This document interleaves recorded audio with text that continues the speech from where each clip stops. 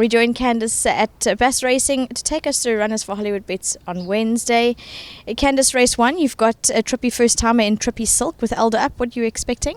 Yes, Vic, he's a big strapping colt, and he shows that he's got ability at home. He's a very nice colt.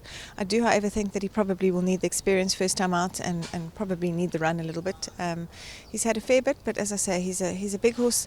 He probably, with time, will turn into a nice horse, so I'm hoping so. But I think probably will need the experience first time out. Maybe able to run a good race. Sometimes they do catch you out, but that's probably what I would think, yes. Race 3, 2 first timers. First then Water Ball, the Water Winter first timer. Lovely pedigree with Devon Up. Yeah, she's a nice filly. She's a long striding filly. She's not the easiest. She's a little bit hot and she's quite keen and wants to get on with her work. I would love to have run her in 1,000 metres first time out, but I just can't find one. So we're starting out in a 12. I'm just hoping that she settles first time out. So that'll be my main objective for her first start, is to try and get her to settle and finish off. And I think if she does that, she, as I say, she is a nice filly, but will probably also need the experience. The other runner is the Lancaster Bomber, first timer in Rose of Lancaster. Also a nice filly, tall, athletic filly. I think she'll get a bit of ground later on. She's a very tall, leggy filly. Again, much the same story with her. She's a nice filly, but I think she'll need the experience. Race 6, Robertus. He's been close up his last 2 runs with the blinkers on. It seems to have done the trick.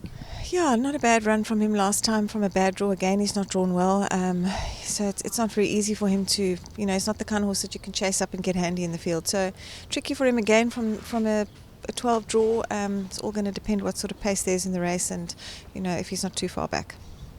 Race 7, 4 runners. We'll just go through them. The Agent's Muse, you've got Keegan Up.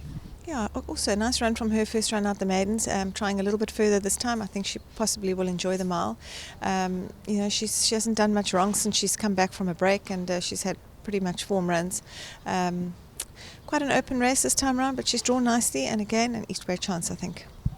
Venus Tamalo, she started off her career quite competitively. Can she bounce back to that? I think she's got a bit of improving to do, Vicky. She, since she's won her maiden, she hasn't really done much at all after that.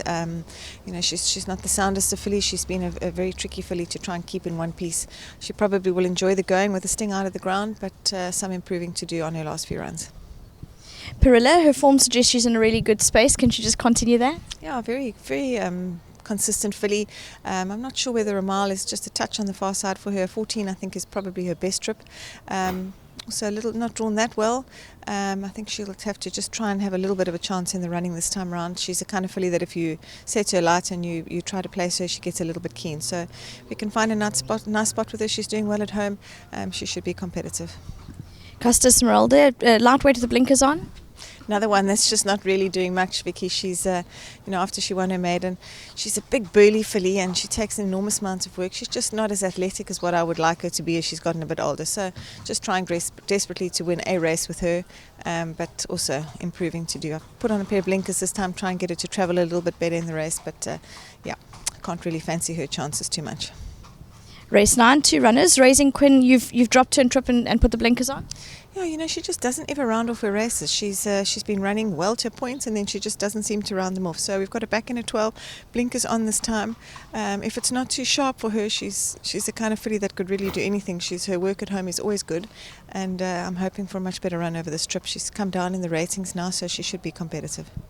And the last of the runners, Camille Claudel. She's shown a second round touch of grace, so has the ability. She has, Vicky, but also very in and out form-wise. I think she prefers the 12, the 1,000. They go a little bit hard for her, and I think she overdoes it a bit in the race.